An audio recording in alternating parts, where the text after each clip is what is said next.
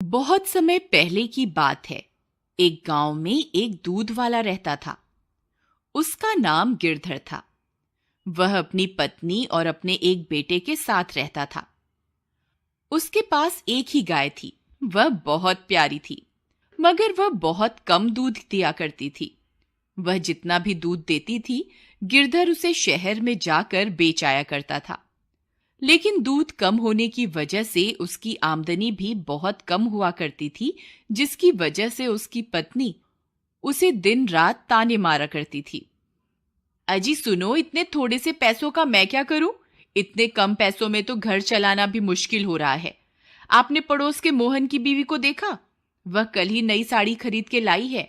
उसका पति तो उसे हर हफ्ते मेला दिखाने के लिए लेकर जाता है और नए कपड़े भी दिलवाता है। आप तो ऐसा कुछ नहीं करते।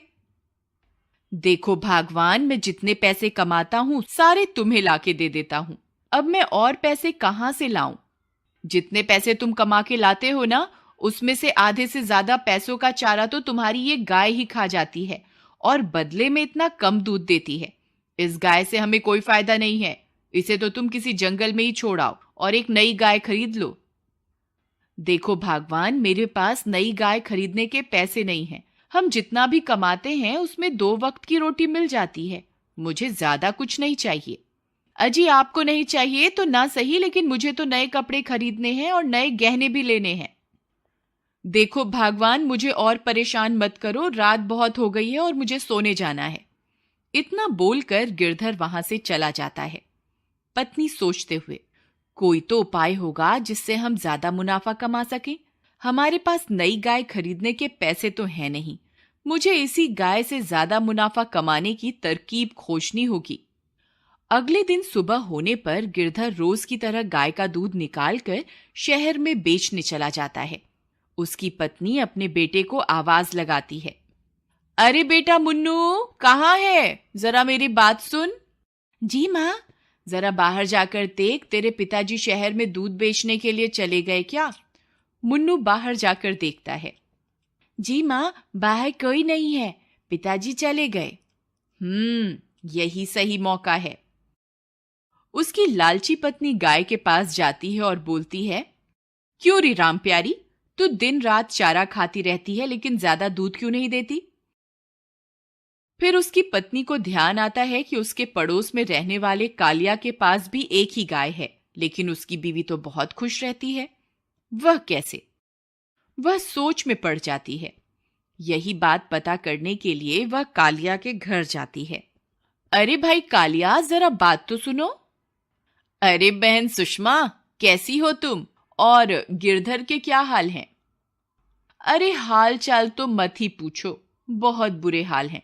हमारी गाय तो ज्यादा दूध ही नहीं देती। इतने कम दूध में कोई मुनाफा नहीं हो रहा। तुम्हारे पास भी तो एक ही गाय है, किंतु तुम्हारी गाय तो बहुत सारा दूध देती है। वह कैसे? बहन, एक राज की बात बताऊं, किसी से कहना नहीं। मैं शहर से एक इंजेक्शन लाया हूं, जिसे अगर गाय को लगा दो तो वह 4 गुना ज्यादा दूध देती है। अरे दैया, ऐसा भी कोई इंजेक्शन होता है क्या? हाँ बहन, मैं तो अपनी गाय को वही इंजेक्शन देता हूं, तभी तो मेरी गाय ज्यादा दूध देती है। अरे भैया, मुझे भी ऐसा इंजेक्शन दे दो ताकि मैं भी कुछ मुनाफा कमा सकूं। जरूर, क्यों नहीं, ये लो। लेकिन ध्यान रखना, गिरधर को पता ना चले। अगर उसे पता चल गया तो तुम्हारी और मेरी शामत आ जाएगी। हाँ हाँ, किसी को कुछ पता नहीं चलेगा। फिर उसकी पत्नी कालिया से इंजेक्शन लेकर अपने घर वापस आ जाती है और घर पहुंचते ही चुपके से अपनी गाय को इंजेक्शन लगा देती है। फिर अगले दिन रोज की तरह गिरधर अपनी गाय का दूध निकालता है। अरे ये क्या, आज तो पूरी बाल्टी भर गई, फिर भी दूध बंद ही नहीं हो रहा। लगता है भगवान ने मेरी लालची पत्नी की बात सुन ली। शायद अब हमारे अच्छे दिन आ जाएं। अब शहर चलता हूं और जो भी मुनाफा होगा उससे अपनी बीवी के लिए कुछ नए कपड़े खरीद लूंगा। शाम होने पर गिरधर अपनी बीवी के लिए कुछ नए कपड़े लेता है। उसकी बीवी नए कपड़े पाकर खुश हो जाती है। कुछ दिनों तक ऐसा ही चलता रहा। गिरधर की लालची पत्नी रोज अपनी गाय को इंजेक्शन लगा देती और गाय ज्यादा दूध देने लगती और गिरधर शहर जाकर दूध बेचता और जो भी मुनाफा होता वह सारा का सारा अपनी बीवी को दे देता। फिर एक दिन गिरधर की पत्नी रोज की तरह गाय को इंजेक्शन लगाने जाती है। गाय भी समझ चुकी थी कि ये लालची औरत उसे इंजेक्शन लगाने आ रही है। जैसे ही सुषमा उसे इंजेक्शन लगाती है, गाय छटपटाने लगती है। सुषमा, अरे आज क्या हो गया तुझे? इतना क्यों छटपटा रही है? एक जगह ठहर तो सही, रुक जा, इंजेक्शन तो लगाने दे। लेकिन गाय बहुत ज्यादा छटपटाती है और उसे इंजेक्शन नहीं लगाने देती। अरे बेटा मुन्नू, जरा मेरी बात तो सुन। जी माँ। मुन्नू बेटा, हमारी गाय की तबीयत थोड़ी खराब हो गई है, इसलिए मुझे इसे इंजेक्शन देना होगा। जरा तू इसे पकड़ के रख ताकि मैं इसे इंजेक्शन लगा सकूं। जी माँ, मैं अभी पकड़ता हूं। फिर जैसे ही सुषमा उसे इंजेक्शन लगाने लगती थी, गाय फिर से छटपटाती है और इंजेक्शन गलती से मुन्नू के हाथ में लग जाता है। मुन्नू जोर से चिल्लाता है, अरे मर गया, हाय हाय। अरे ये क्या किया माँ? ये इंजेक्शन तो मुझे लग गया। हे भगवान, ये मुझसे क्या हो गया? अब क्या होगा? फिर रात होने पर मुन्नू की तबीयत खराब हो जाती है। अरे बेटा मुन्नू, सुबह तक तो तुम ठीक थे, ये अचानक तुम्हें क्या हो गया? पिताजी, सुबह गाय की तबीयत खराब होने की वजह से माँ गाय को इंजेक्शन लगा रही थी और गलती से वह इंजेक्शन मुझे लग गया। लेकिन सुबह तो गाय की तबीयत ठीक थी।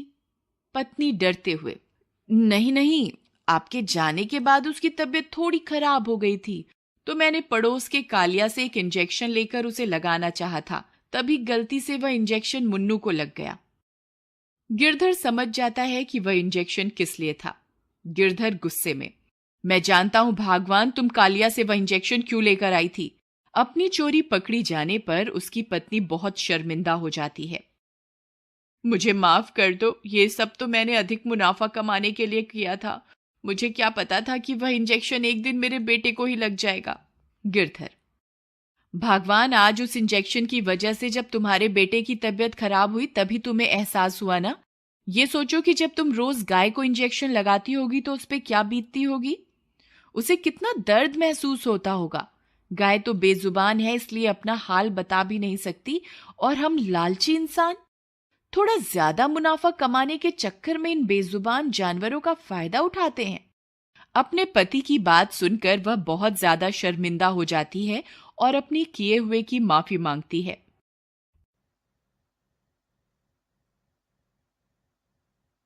फिर वह गाय के पास जाती है और उससे भी माफी मांगती है, और गाय भी उसे मुस्कुराकर माफ कर देती है।